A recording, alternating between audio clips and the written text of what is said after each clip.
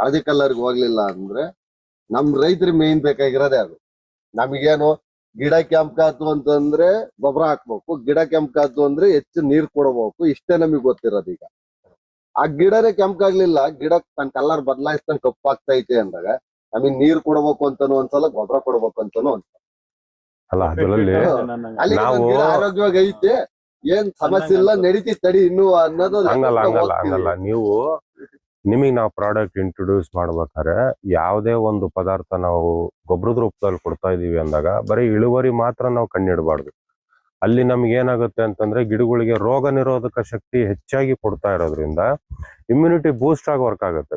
ಇವ್ರು ಸರ್ ಹೇಳ್ದಂಗೆ, ನಮ್ ರೈತರು ಹೇಳ್ದಂಗೆ ನಮಗೆ ಅಲ್ಲಿ ಏನಾಗ್ತಿದೆ ಅಂತಂದ್ರೆ ಗಿಡದ ಬಣ್ಣ ಚೇಂಜ್ ಆಗಿಲ್ಲ, ಗಿಡ ಒಂದ್ ಹಸಿ ನೀರ್ ಕಡಿಮೆ ಆದ್ರೂ ನಮ್ಗೆ ಅಲ್ಲಿ ವರ್ಕೌಟ್ ಆಗ್ತಿದೆ ಅಂತಂದ್ರೆ ಲೀವ್ಸ್ ಗಳಲ್ಲಿ ಕ್ಲೋರೋಫಿಲ್ ಆಕ್ಟಿವಿಟಿ ಕಂಟಿನ್ಯೂಸ್ ಆಗಿ ವರ್ಕ್ ಆಗ್ತಿದೆ. ಕ್ಲೋರೋಫಿಲ್ ಆಕ್ಟಿವಿಟಿ ಡಿಆಕ್ಟಿವೇಟ್ ಆಗ್ತಾ ಇದೆ ಅಂದಾಗ ಕಲರ್ ಚೇಂಜಸ್ ಆಗೋದು.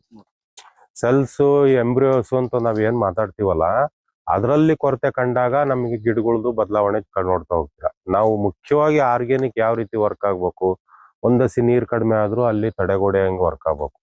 ಆರ್ಗ್ಯಾನಿಕ್ ಇಂದು ರೂಪರೇಷನೇ ಅದು, ಬರೇ ಪೋಷಕಾಂಶ ಒದಗಿಸೋದು ಒಂದೇ ಅಲ್ಲ, ಒಂದ್ ಹಸಿ ನೀರು ಕಡಿಮೆ ಆಗ್ಲಿ ವರ್ಕ್ ಆಗ್ಬೇಕು. ವಾತಾವರಣದಲ್ಲಿ ವ್ಯತ್ಯಾಸ ಆಯ್ತು, ಟೆಂಪರೇಚರ್ 2 ಡಿಗ್ರಿ ಜಾಸ್ತಿ ಆಯ್ತು, ಅದು ಏನು ಪ್ಲಾಂಟಿಗೆ ಯಾವುದೇ ಒಂದು ರೂಪದಲ್ಲೂ ತಡ್ಕೊಂತಕ್ಕಂಥ ಶಕ್ತಿ ನಮ್ ಗೊಬ್ಬರ ಆ ರೂಪದಲ್ಲಿ ಕೊಡ್ತಾ ಇದೆ ಅನ್ನೋದು ಮುಖ್ಯವಾಗಿ ಇಲ್ಲಿ ಪರಿಗಣನೆಗೆ ತಗೋಬೇಕು ನಾವು. ಅದನ್ನ ಅದು ಮುಖ್ಯ ಆಗುತ್ತೆ. ನಾವು ಇಳುವರಿನೇ ನಾವು ಟಾರ್ಗೆಟ್ ಇಟ್ ಮಾಡ್ತೀವಿ ಅಂದಾಗ ನಾವು ಬಹಳ ಸರಿ ಫೇಲ್ ಆಗ್ತೀವಿ. ನಮ್ಗೆ ಇಳುವರಿ ಚೆನ್ನಾಗಿ ಬಂದಿದೆ, observed condition, biotic abiotic condition ಅಲ್ಲೂ ನಮ್ಗೆ ಇಳುವರಿ ಚೆನ್ನಾಗಿ ಬರ್ತಿದೆ ಅಂದಾಗ ಅಲ್ಲಿ ನಮ್ಗೆ ವರ್ಕ್ ಆಗಿದೆ ಅಂತ ಅರ್ಥ. ಅದು ಟೆಕ್ನಾಲಜಿ ಬೇಸ್ಡ್ ಕಂಪ್ನಿಯಲ್ಲಿ ನೀವು ಆಲ್ ಓವರ್ ಇಂಡಿಯಾದಲ್ಲಿ ವರ್ಕ್ ಮಾಡಿದ್ರೆ, ಹುಡುಕಿದ್ರೆ, R&D ಬೇಸು ಟೆಕ್ನಾಲಜಿ ರೂಪಾಂತರಕ್ಕೆ ಹೋದ್ರೆ ನಮ್ದು ಗ್ರೀನ್ ಪ್ಲಾನೆಟ್ ಇವತ್ತಿಗೂ ನಂಬರ್ 1 ಅನ್ಬೀಟಬಲ್ ಸರ್. ಅದನ್ನು ನಾನು ಇಲ್ಲಿ ಹೇಳ್ಬೋದು ಅಷ್ಟೇ. ನಾವು ಕಣ್ಣಾರೆ ಮಾಡಿದ್ಮೇಲೂ ಅದನ್ನ ನಾವು ಕಂಪನಿ ಬಗ್ಗೆ ನಾವಾಗ್ಲಿ ಗೊಬ್ಬರದ ಬಗ್ಗೆ ಆಗ್ಲಿ ಮಾತಾಡ. ಅಲ್ಲ ಅದ್ರ ಜೊತೆಗೆ ಇನ್ನೇನಾಗುತ್ತೆ ಅದು ಹೇಳಿದ್ರೆ ಇದೇನು ಇರ್ಲಿಲ್ಲ, ನಾವು ಯೂಸ್ ಮಾಡಿದ್ಮೇಲೆ ಈಗ ನಾವು ಕಾಯಿ ಕಾಣ್ತಾ ಇತ್ತು.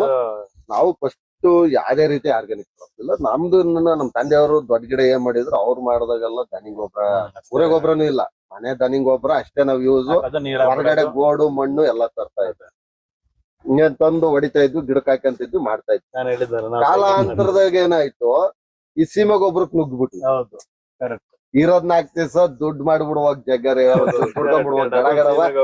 ಎಂದ್ ಬರಗಾಲ ಬರ್ತೋ ಗೊತ್ತಿಲ್ಲ ನಮಗೆ. ಅವತ್ ಪಾಟ್ ಹೋದ್ರು ಹೋಗ್ತವೆ, ಬ್ಯಾಡ ಕಡಲೆ ಅಂದ್ವಿ, ದಡ ಬಡ ಸೀಮೆ ಗೊಬ್ಬರ ತಂದಿದ್ವಿ. ಈ ಸೀಮೆ ಗೊಬ್ಬರ ತಂದ ಹಾಕ್ದಾಗ ಏನಾಯ್ತು, ನಾನು 10 ವರ್ಷ ಸೀಮೆ ಗೊಬ್ಬರ ಮಾಡ್ತೀನಿ.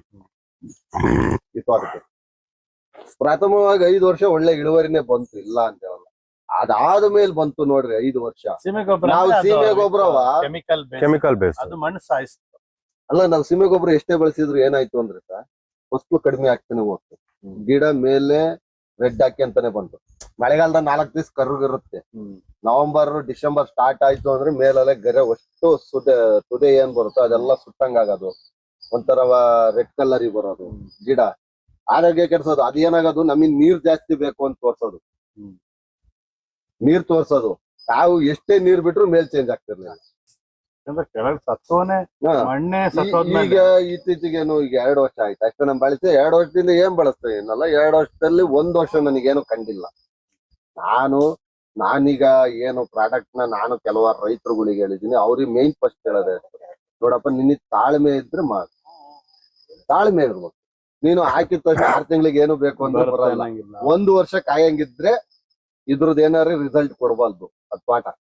ನೀರು 1 ವರ್ಷ ನೀನ್ ಕಾದ್ರೆ ನಿನ್ ರಿಸಲ್ಟ್, 1 ವರ್ಷ ನೀನ್ ಕಾಯ್ಲಿಲ್ಲ ಅಂತಂದ್ರೆ ನೀನ್ ಸೀಮೆ ಗೊಬ್ಬರನೇ ಮಾಡಿದ್ವಿ.